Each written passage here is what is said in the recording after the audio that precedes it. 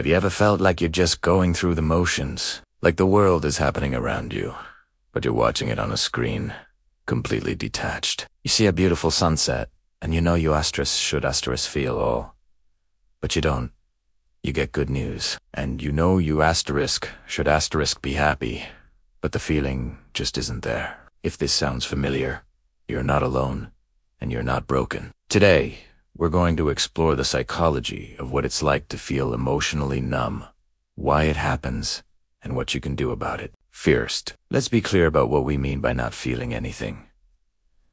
This isn't about being an unfeeling robot or a cold-hearted person. It's a psychological state known as emotional numbness, which literally means no words for emotions. It's the experience of being unable to identify, understand, or express your own feelings. People experiencing this often describe feeling empty, hollow, or disconnected from themselves and others. It's like the volume on your emotional life has been turned all the way down, or even muted. So, what causes this profound sense of emotional detachment? More often than not, it's a protective mechanism. Our brains are incredibly skilled at shielding us from overwhelming pain. When we go through something intensely stressful or traumatic like the loss of a loved one, a serious accident, or a period of extreme chronic stress, our minds can hit an emotional circuit breaker. It numbs everything out to prevent us from being completely flooded by pain, grief, or fear.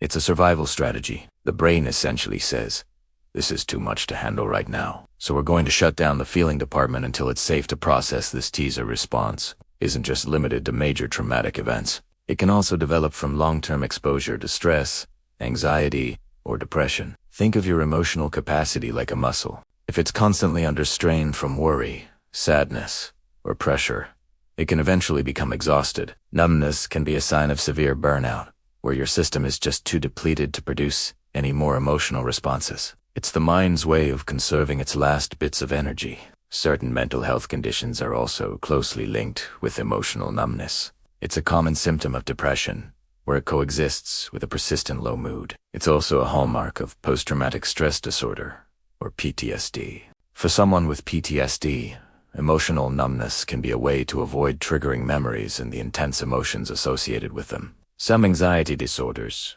like depersonalization-dualization disorder, can also make a person feel detached from their own thoughts, feelings, and body, as if they're an outside observer of their own life. The problem is, this protective shield isn't very selective. When your brain decides to numb out the bad feelings, it often numbs out the good ones too. You can't just turn off sadness and anxiety while keeping joy, excitement, and love at full blast. It's usually an all-or-nothing deal. This is why people experiencing emotional numbness often report not being able to feel happiness or connection, even when good things are happening. They might hang out with friends, go to a party, or achieve a goal, but that spark of positive emotion is missing. Living this way can be incredibly isolating. You might feel like you're faking your way through social interactions, putting on a mask to appear normal.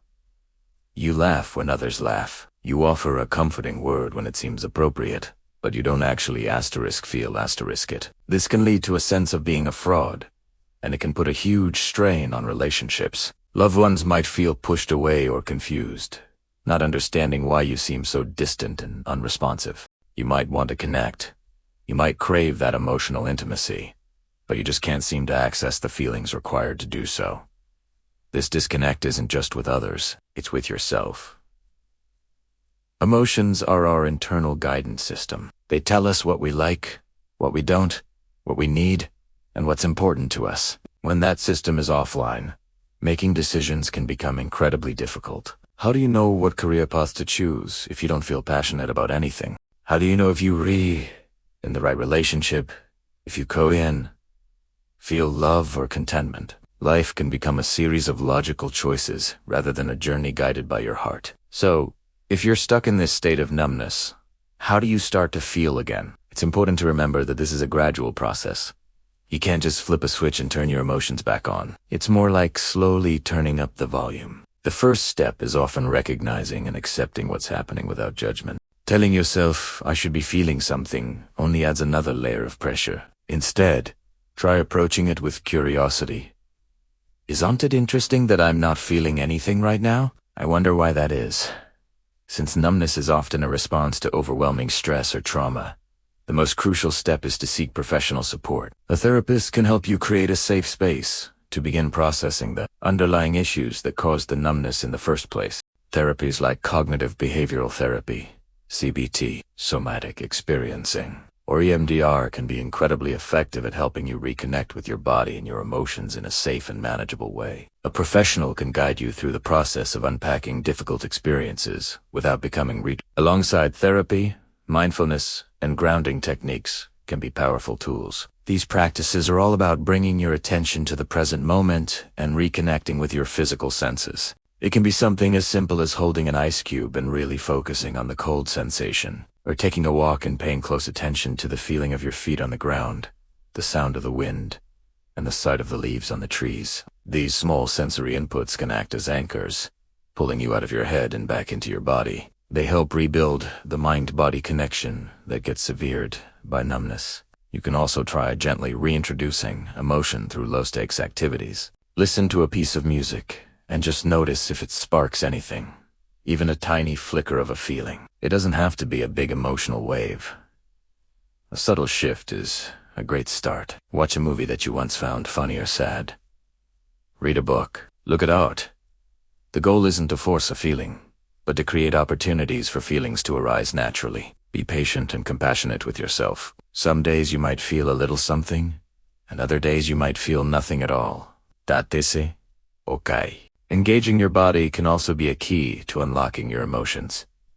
Emotions aren't just in our heads. We feel them physically. Think about the lump in your throat when you're sad, or the butterflies in your stomach when you're nervous. Gentle physical activity like yoga, stretching, or even just dancing around your room can help you get back in touch with your body and the feelings it holds. It helps to release stored tension and can create a pathway for emotions to flow again. Ultimately, remember that emotional numbness is not a character flaw. It's a symptom, a sign that something deeper needs attention. It's a signal from your mind and body that they've been carrying too heavy a load for too long. Reconnecting with your feelings is a journey of healing, and it's one you don't have to take alone. If anything we've talked about today resonated with you, please consider reaching out to a mental health professional or talking to a trusted friend or family member. Your feelings are in there, waiting to be felt again, and with the right support, you can find your way back to a more vibrant and emotionally connected life. Thank you so much for watching. If you found this video helpful, please give it a like and consider subscribing for more content on psychology and mental well-being. Take care of yourselves, and I'll see ya in the next one.